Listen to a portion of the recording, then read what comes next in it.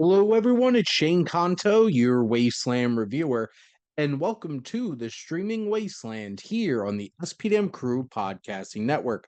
And this is my weekly show where each week I will give you three previously released films from streaming services, at this point from one streaming service, Hulu, for you to go check out. And hopefully, as this comes out on a Friday, you have a whole weekend full of movies to go check out.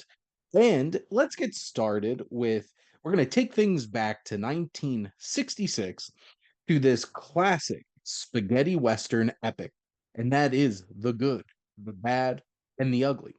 And this is from legendary filmmaker Sergio Leone, who did not make many films, but sure made an impact with the ones that he did. He helped reshape the Western genre with his spaghetti westerns, those that were made in Spain and were particularly a little bit more over the top and violent than a lot of those classic westerns like John Ford or Howard Hawks.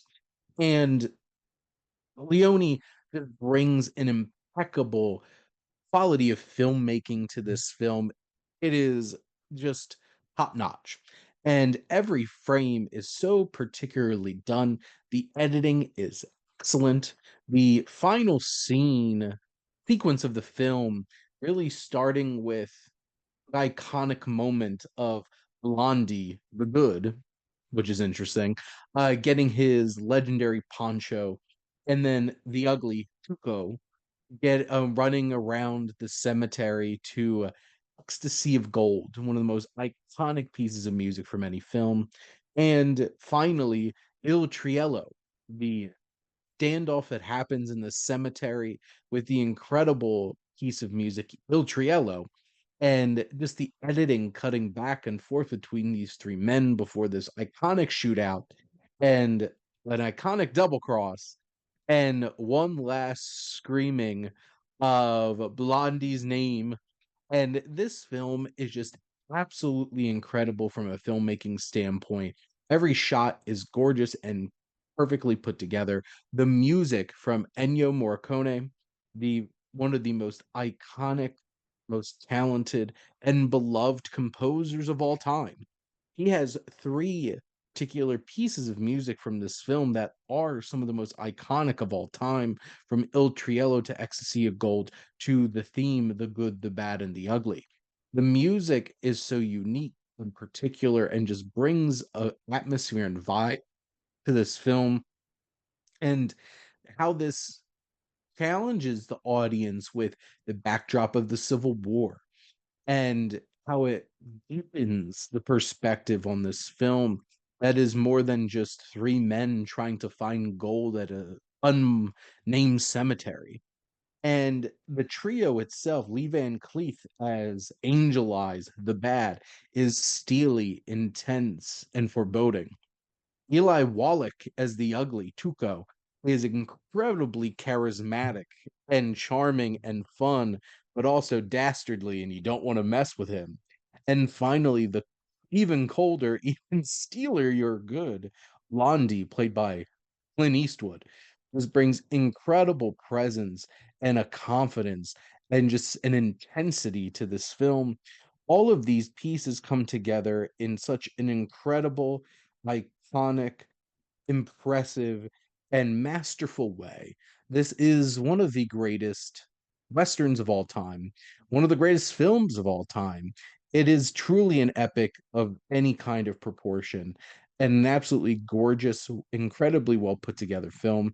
Leone, Morricone, Eastwood, Wallach, and Van Cleef all come together to craft something so iconic and that lives on and on and on and on.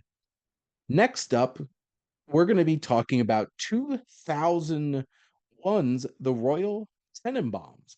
And this is such an incredible film from Wes Anderson. It's one of his earlier films that just paints this beautiful mosaic of a tumultuous and problematic and flawed family.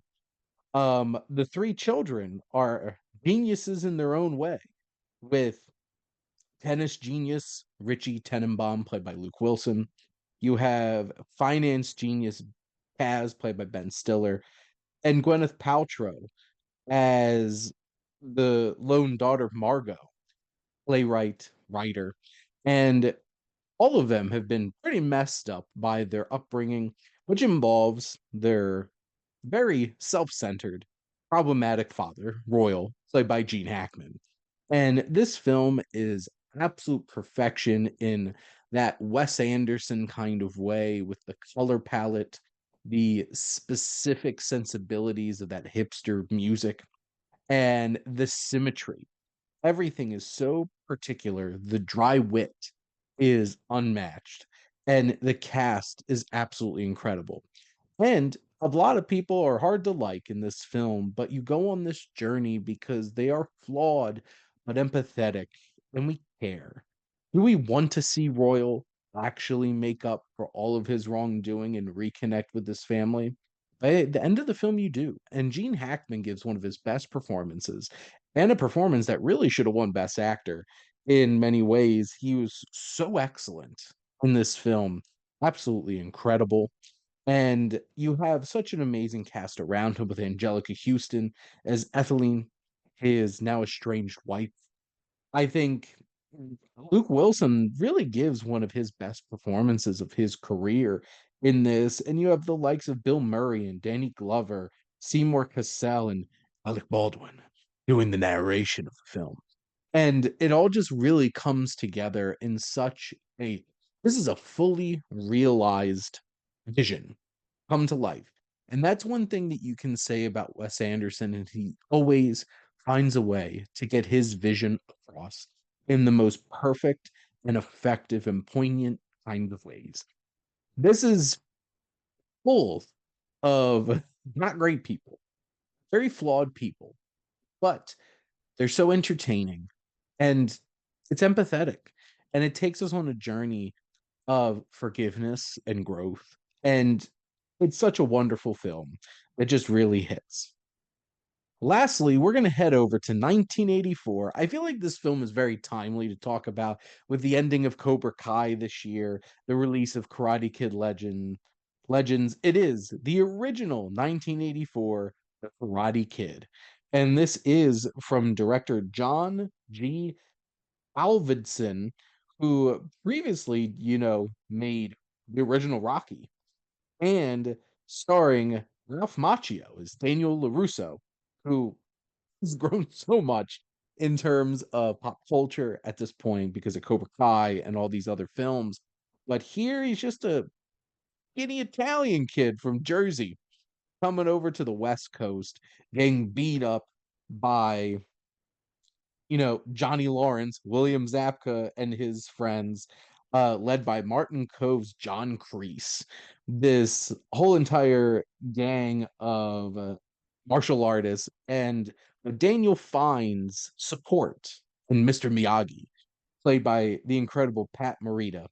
And this film is such an iconic film that just captures that underdog kind of story in such an engaging, impactful, and wonderful way. And, has its cliches. It also said a lot of those cliches too. And the training, the wax on, wax off, that crane kick, was it illegal? And all of these things, it has great emotional moments. It has a great 80s soundtrack. This just really captures the vibe of 80s film. And this obviously has launched such a fruitful franchise with Daniel being in two other Karate Kid films, and then the next Karate Kid with Hilary Swank, and then the Karate Kid with Jaden Smith bringing in Jackie Chan, and now Legends threading so much of this together. But this is such a charming underdog story. And, I could get behind my paisan from New Jersey, stepping up and learning karate and learning the Miyagi way, Miyagi Do, and taking it to Johnny, despite the fact that I love Johnny now. Thanks, Cobra Kai. This if you really loved Cobra Kai, go back and rewatch The Karate Kid, or start this journey from scratch and go all the way back and begin it. and enjoy all the great Karate Kid media that we have now. This is such a fun franchise, and that starting point is such a 80s classic at this point. But that is a wrap here on the streaming wasteland. And let's do a little summation. Here, we're going to be heading over to Hulu this weekend and checking out 1966's The Good, the Bad, and the Ugly. Then 2001's The Royal Tenenbaums. And finally, 1984's The Karate Kid. But thanks for listening. Make sure to like, comment, and share. What is your favorite Western, or maybe specifically spaghetti Western, that you love to go check out? What is your favorite Wes Anderson film? There's a new one out now. And what's your favorite piece of Karate Kid, or what's your favorite underdog sports movie? Go check out. Obviously, mine is Rocky. Italians. But also, make sure to follow or subscribe wherever you listen to your podcast. The SPDM crew is ever expanding. We have so many great shows, so many great topics. Check it out. And if you want to join the crew, either as a guest or a host of your own show, make sure to reach out on our website. And if you like our logo, check out High Flyer Creative for all your digital marketing needs. Most importantly, thank you as always for tuning in and supporting the streaming wasteland here on the SPDM Crew Podcasting Network.